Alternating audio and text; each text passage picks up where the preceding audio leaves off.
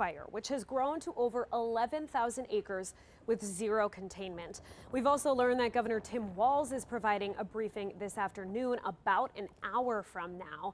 Now, the Camp House fire is the largest of the three. As I mentioned, over 11,000 acres, nearly 12,000 acres in size. Just yesterday afternoon, this fire was only at about 1,200 acres. Multiple structures have been destroyed in this fire. Crews are fighting, as you can see from the air. They're also on the ground. Evacuation orders do remain in place. Highway 44 between Indian Creek Road and Brimson Road are closed to all traffic until further notice. That's just north of Hugo's Bar, if you're familiar with the area. Again, we are awaiting a live update momentarily from fire officials for the latest. Now let's look at the Jenkins Creek fire. This is the second biggest one. Latest reports say it has grown to 6,800 acres with zero containment there as well. Just this morning, the Skybo area was put under evacuation. Yesterday afternoon, the Cadott Lake campground was evacuated. Our Liam Fellman was out at Cadott Lake yesterday and was actually on scene when a huge plume of smoke rose into the sky. This fire, the Jenkins Creek fire, started just yesterday. That's burning land about 15 miles southeast of Hoyt Lakes. Authorities aren't yet sure what caused this fire. We do know that at least one structure has been destroyed in relation to the Jenkins Creek fire. Now, one more to update you on. The Mungershaw Road fire is also at zero containment today. This fire has grown to 1,400 acres in size, and it's burning between Highway 53 and Highway 2 in the Canyon area. 3 fires burning at once means that firefighting and air support resources, of course, are stretched incredibly thin. No drones are allowed in any of these fire areas. And authorities tell us air support will halt if a drone is spotted. They're asking for you to also stay clear. St. Louis County is managing the road closures in all of these areas, and they're asking you not to cross those lines and, of course, not to put any drones up in the air. They need airspace reserved just for fire suppression efforts. Fire officials are into harbors right now, where the fire department has been turned into an incident command center for the Camp House fire. That is where we are expecting to hear from them in just a moment. And just to go back to the Camp House fire now, if you are interested in some of the stats on this, there are 32 engines there. There are 6 dozers, a 10-person crew, 12 water tenders, and air support as well. Again, the Camp House fire is almost 12,000 acres. You're seeing video of the Mungershaw Road fire. This is the smallest of them. And we're going to check in real quick with Justin before we hear from the fire officials in Two Harbors.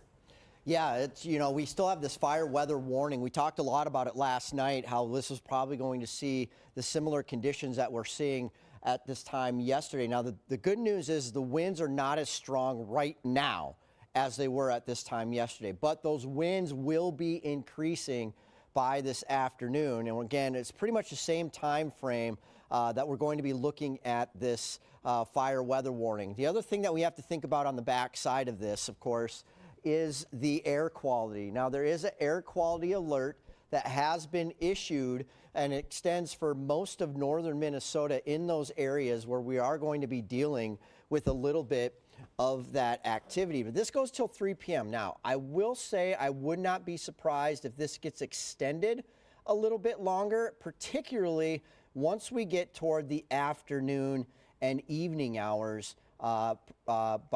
Especially up north towards some of those areas like Skybo. Hoyt Lakes is going to get hit later on this afternoon and evening as well. So here's a look at what we're looking at with humidity levels. Now remember, when you see humidity levels getting to that 20% range, that is when we're going to be looking at some drier conditions. So there is some improvements for areas up north. When you're looking at Hibbing to Ely to Orr, even Two Harbors, where we're seeing 20%. But with the winds picking up by this afternoon, that is likely going to lower. Now, when you look at the overall wind speeds that we're seeing right now, they are not as strong. They are out of the south, though, but that southerly wind is actually helping to move the smoke plume trajectory in a direction where it's not impacting so many communities at the moment. Now, when you look at the overall future wind activity that we're going to be seeing, Notice by this afternoon around 3 p.m., that's when we're going to start to see those winds picking up again, and they're going to stay that way at least until 8 p.m. tonight, which is why we have a lot of those watches or those alerts going until this time. But if you'll notice, look at the wind speed at 8 p.m., 9 p.m. in Virginia and Hibbing. Those are directions that will be conducive to turning that wildfire smoke in those areas with the Camp House fire and the Jenkins fire.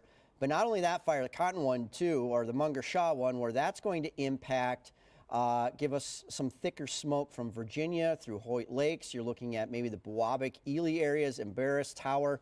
You'll really be noticing that later on this evening. So when we take a look at the smoke tracker and what we're going to be looking at, again, this is 11 a.m., what we're seeing right now.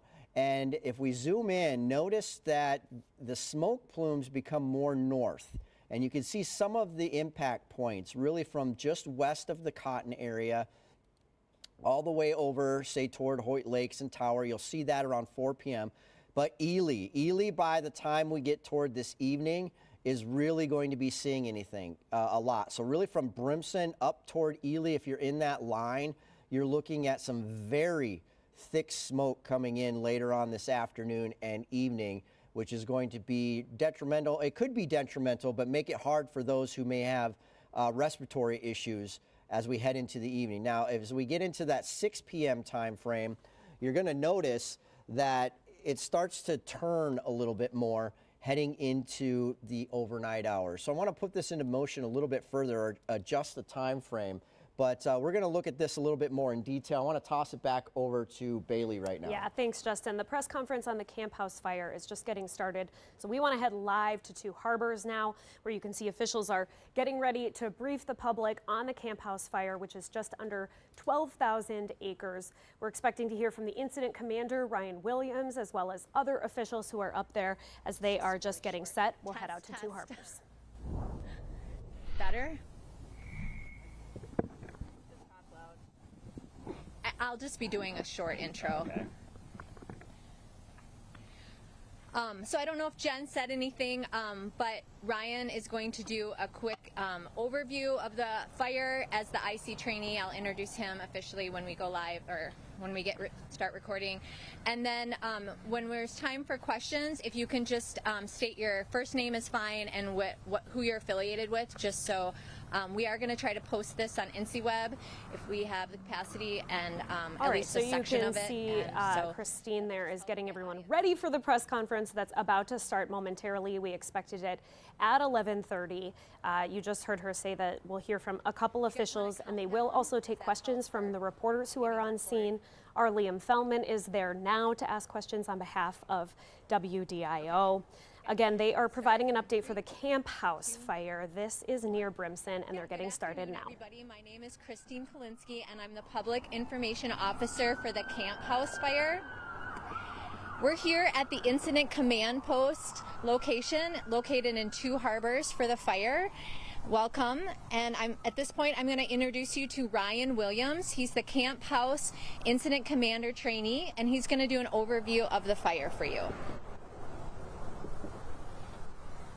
Hey, good morning, everyone. Like Christine said, my name is Ryan Williams, Incident Commander of the Incident Commander Trainee of the Camp House Fire.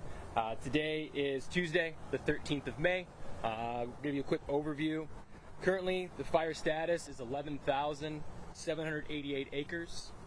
We have currently around 80 responders on it, various from federal, state, municipal, and local partners. We're looking at having about 32 engines consisting of structure engines and wildland fire engines, multiple hand crews, around 6 dozers, multiple water tenders, specialty tracked equipment, and then heavy aviation resources as well. Today's planned actions, with the expected fire behavior, another warm and hot dry day, be looking at point source protection. So you're looking at protecting specific risks such as infrastructure, private property. A specific location will be focusing resources to protect those areas. Those responders are also be working on suppression efforts as well, but that'll be dictated by the fire behavior, along with the abilities they have to, again, prioritize those point source protection. Right now it's been, again, infrastructure and private property. Going into the priorities, firefighter and public safety is the #1 thing we are focused on as the incident management team. Yesterday with the dynamic fire behavior, we wanted to make sure to prioritize that fire safety as homes were impacted, again, with the high fire behavior. Now for the fire behavior, we were experiencing short group torching, very short crown runs, but primarily the biggest issue we were experiencing was spot fires. There's a heavy dead component due to bugworm, so there's a lot of receptive fuels everywhere. Coupled that with the challenging winds, as you feel right here today, the lake effect has been influencing the fire, causing issues for firefighters with containment as they do their best to suppress the fire and, again, prioritize point protection. For the future, we're looking at having the Eastern Area Complex Incident Management Team. It's a larger, more complex incident management team. They'll be able to handle the complexities of this fire. They'll also be joining and managing the Jenkins fire. So we're managing that as a complex. The plan is for them to take over this incident and the Jenkins fire tomorrow. The exact time has not been negotiated yet, but that is still the plan right now. Update on the fire itself. Currently, the fire is north of Indian Lake. It is south of Town Line Road.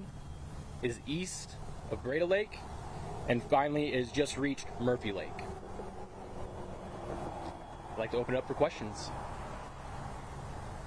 Several people. Just a little louder, please. I'm sorry. Yeah, I'm Fran from KTWA Radio from Congress.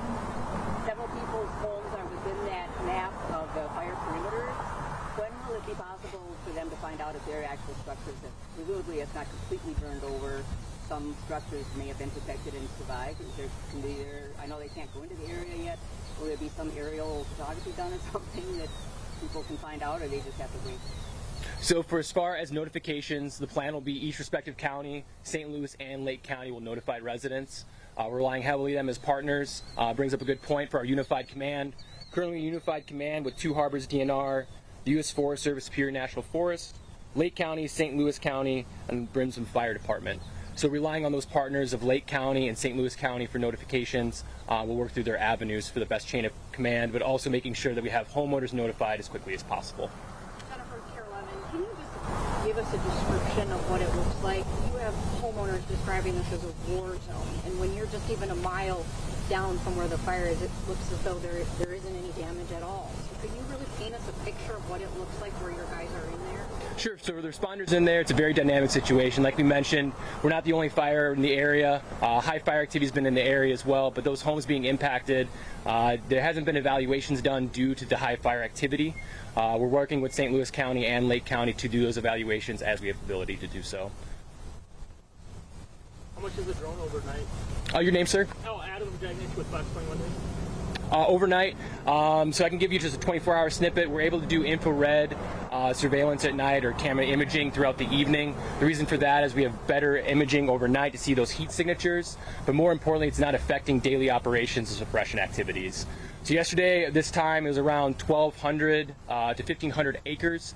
Today, again, like I said, it's around 11,788 acres, so more than a 10,000 acre increase. Go ahead, ma'am. Nathan with Northern News Now. What are yesterday's conditions compared to today's? Are they worse? Do you expect a greater growth between the amount of time? Very similar conditions. The relative humidities are a little higher today. We're hoping to have a little better recovery tonight, so that would mean the RHs, the relative humidities, will be higher tonight. The winds are still going to be out of the south with that eastern component off the lakefront. We've talked to the Weather Service today. They're looking at some lake effect winds coming in this afternoon, which again will be a challenge for firefighters.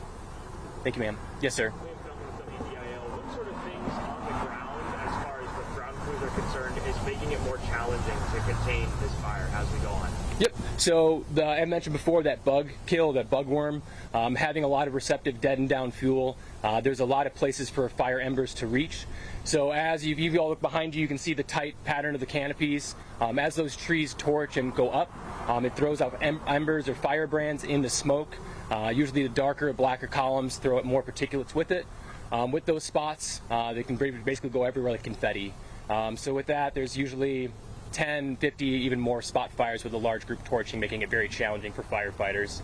Unfortunately, it can kind of turn into a whack-a-mole situation where there's fire here, there. They do their best again to mitigate that.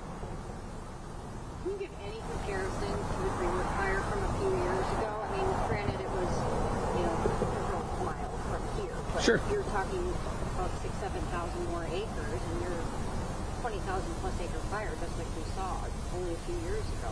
Is there any comparison there, or what can people expect with fire danger?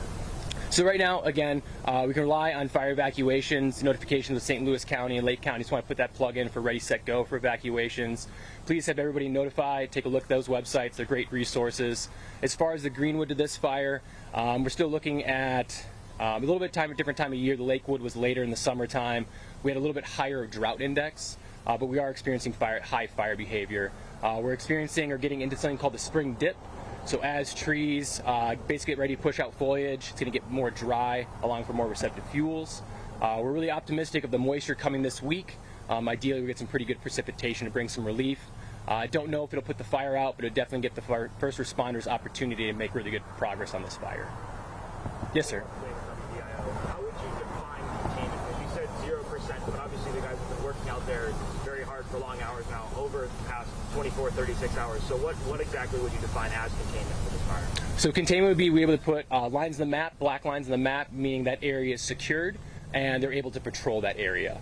So right now, again, with the continued group torching and spotting, or spot fires, unfortunately, they'll put some dozer line in, try to make progress, get prioritized with the structure, come back, and things may have moved when they've come back. So we're looking at for that is we have a lot more resources today. We have more resources in order helping that. But again, the bulldozers along with the specialty track equipment has been really helpful for that. Where are you just emotionally with all of this? I mean, you were here to talk strategy, logistics, protection, but this is hard work. It's hot. Fighting more fires. I mean, this is a big job ahead of you. Yeah, it's not only stressful for responders. Luckily for us, the idea is that we can be our best for someone's worst day. That's what the responders are doing for everyone.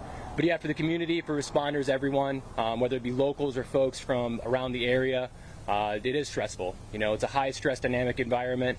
And I just wanted to say support has been outstanding from the local community throughout this stressful time. For the folks at Brimson, down here to Two Harbors, the community outreach has been great, but we definitely are aware of the high stress. The citizens around the area are feeling, like you mentioned before, ma'am, of the Greenwood. There's definitely similarities with the Jenkins fire of high activity.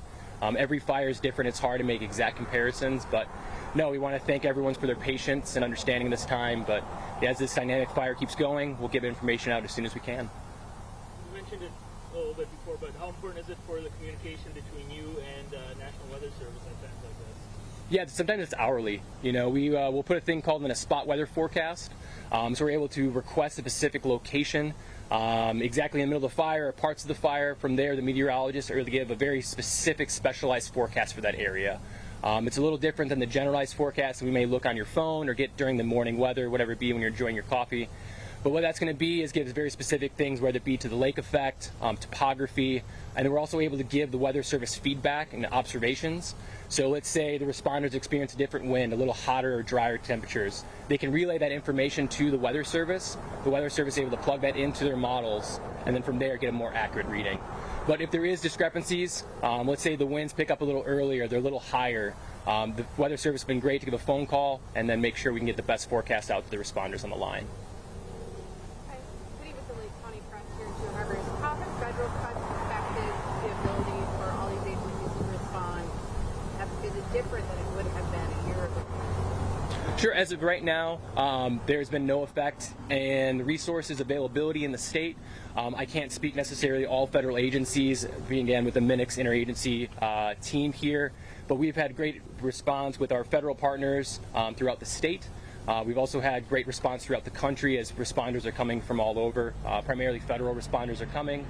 But as the fire season grows on, resources will be stressed regardless of what's happening in their current administration. And your name again, ma'am? For evacuations, I'm not sure the exact number. It's challenging with seasonal cabins, where we're looking at around 100 structures to 150 in evacuations. As the fire keeps progressing, we have management action points, or MAPs. And with those management action points, that allows us to have objectives set. So when trigger points or a fire reaches a certain place, we're able to then initiate that evacuation again, working with Lake County and St. Louis County. Are there any specific locations that are like kind of in a target zone as this fire progresses that would possibly be evacuated in the near future? Yeah, it all depend on the fire activity. So we have different MAPs, or what used to be known as trigger points. So for example, Murphy Lake was just reached. That involved the evacuation of Sullivan and Jordan. Again, working with St. Louis County and Lake County on that with cooperation is how we're activating those MAPs.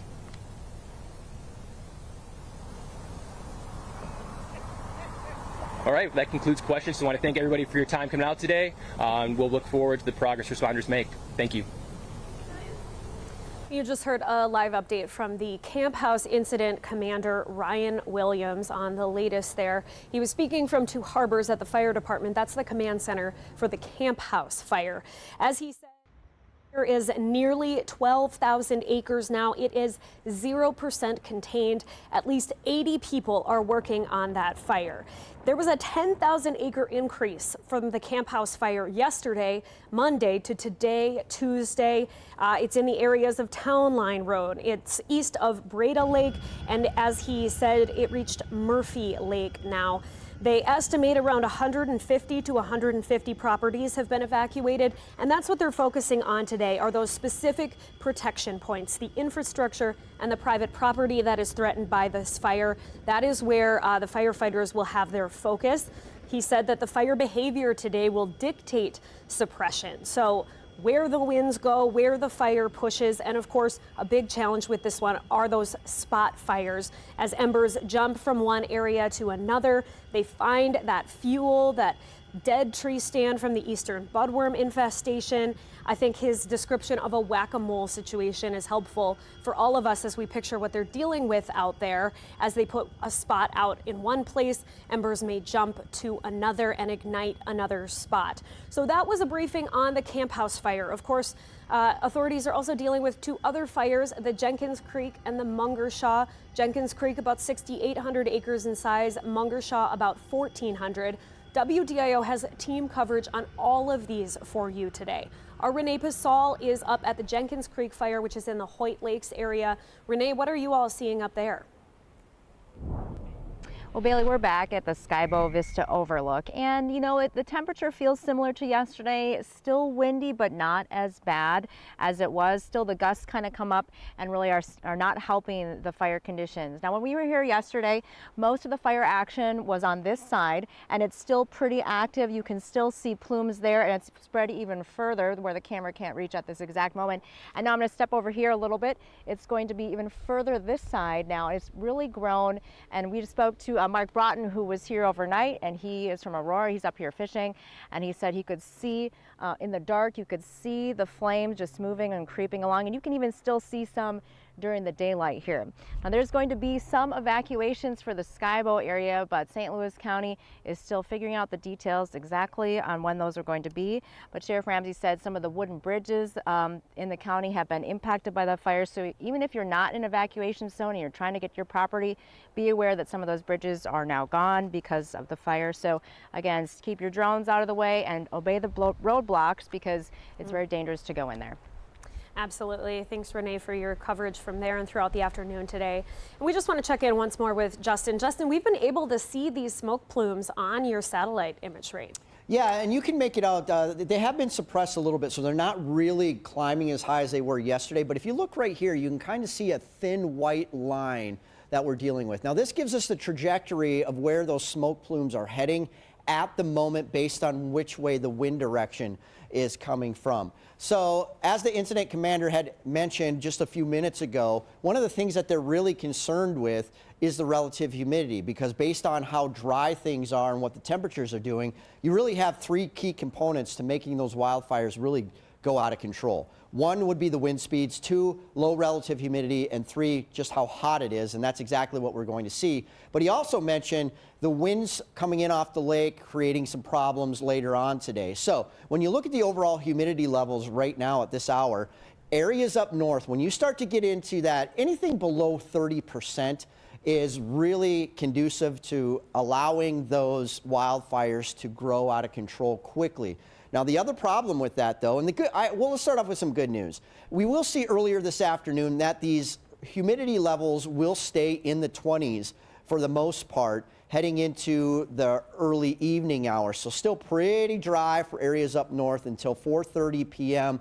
That's really not going to help anything. But it's around this time that we start to see the wind shifting off the lake, and that is going to create a transition of the direction that those wildfires will go. But not only that, is it's going to actually play a big role in how much of that smoke is going to impact communities. So right now, communities not so much impacted by what's happening with the wildfire smoke plumes, but by later on this afternoon and evening, things get a little worse. So now you're looking at more of a southerly wind, more of a southeasterly wind. We saw with those smoke plumes moving from a southwest to a northeast trajectory. But one of the communities that is going to get hit hard later today, and might be one of those things where you might be advised to stay indoors, will be up north toward Ely, eventually this evening. Virginia, Hoyt Lakes is going to get pretty bad this evening as well. But you notice those wind shifts coming around that 3 to 4 time frame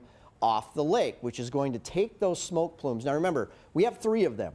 We have the Camp House fire, we have the Jenkins fire, and then we have the Munger Shaw fire. Each of those are going to impact different areas here of the Northland. The good news is, as the winds die down, the sun goes down, the relative humidity will climb, and as they mentioned earlier, hopefully getting a better handle of battling these fires later on tonight into tomorrow as those winds really begin to die down significantly. So when you look at the smoke plumes, there's the 3 of them that we're seeing. We want to zoom in because this is really going to play a pivotal role in how we see what the wind direction is going to do, but more importantly, how it's going to impact a lot of these communities later on this evening. So as you can see, the Munger Shaw one, you're noticing that we are going to be looking at quite a bit of smoke really from Cotton all the way to Virginia, the Mountain Iron Buell area up toward Cook and the Tower region. So these areas are looking at quite a bit of thicker smoke come later on this evening. Probably be a good idea not to have your windows open later on this evening, but you can see how bad it's really going to be. This is the Brimson area near the Camp House fire, but it's really going to merge a little bit. This smoke plume will merge with the Jenkins smoke plume, and as a result of that, you're looking at very thick, heavy smoke. So from Bowabic to Tower, the Aurora areas, Hoyt Lakes, you're looking at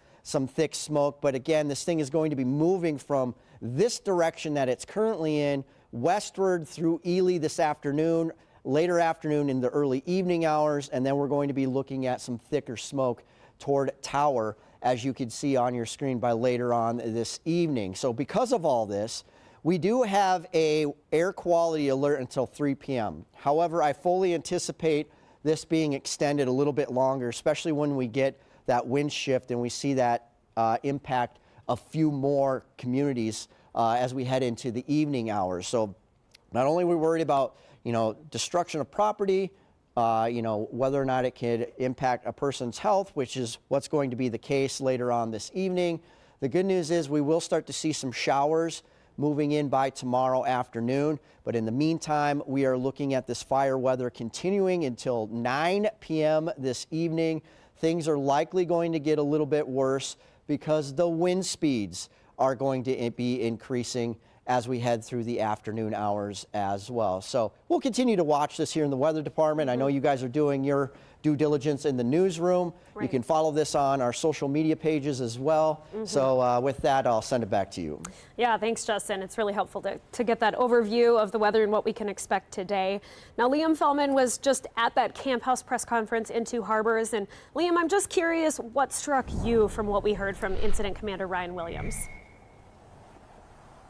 Well, to me, it was really just how active this situation remains. Obviously, we are on day 3 of fighting this fire, and it's still 0% contained. Their definition of containment involved actual borders around this fire, and they just haven't been able to establish that. It's still very windy. The humidity has not risen enough to signal that any sort of rain is here just yet. Obviously, that's coming later this week, but as of right now, it's almost at that 12,000 acre mark, and they say there's at least 32 engines, 6 dozers, a large crew, 80 personnel across all sorts of agencies, state, local, federal. They're all cooperating, working really, really hard.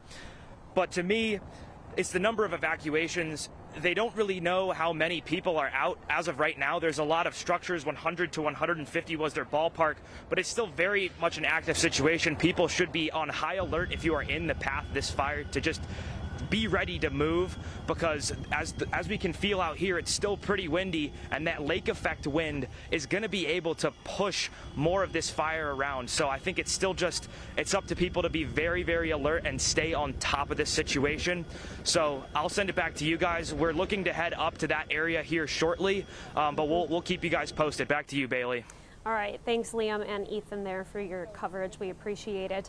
And I just want to mention St. Louis County has really good resources. They also have a service called Northland Alert, where you can sign up for emails and text messages if you are in any of those areas and concerned about evacuations. Certainly take advantage of those. And of course, they said the local support has been outstanding so far. We and the fire officials ask everyone to heed the evacuation warnings, to heed the road closures, keep your drones on the ground. We are going to come back here in just about 30 minutes at 12:30, maybe a few minutes before. Governor Tim Walz is giving an update along with DNR officials, public safety officials, and some others. So we will have more of the latest with all three of these fires coming up for you in about 30 minutes. We'll see you soon.